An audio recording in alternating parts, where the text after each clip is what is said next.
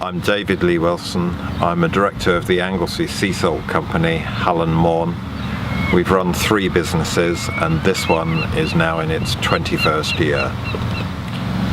For me personally, it's probably been a conversation with Ferran Adria, who was the #1 chef in the world of El Bulli, who said there were 3 things he valued: the best bread, the best olive oil and the best sea salt, and it was our salt that he used.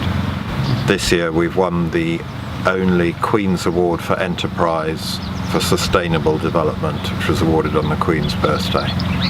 I was influenced a lot by a guy 15-20 years ago called Sir John Harvey Jones, and he wrote a book called Making Things Happen, and he really focused on people who did things rather than just talked about them, and I'm always really interested in people who do things.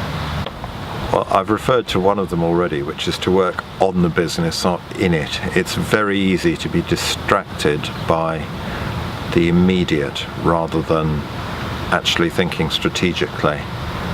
So that's a key one for me.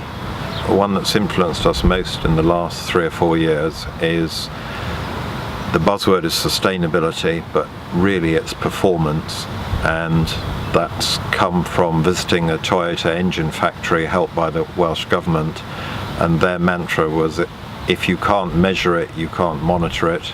If you can't monitor it, you can't improve it, and you can't even prove it.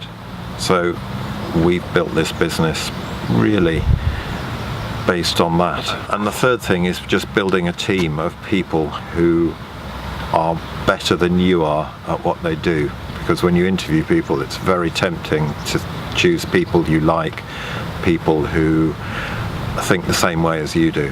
But actually building a team, you need people of hugely different strengths, and it isn't a crime to employ people who are better than you do, and you actually learn from them.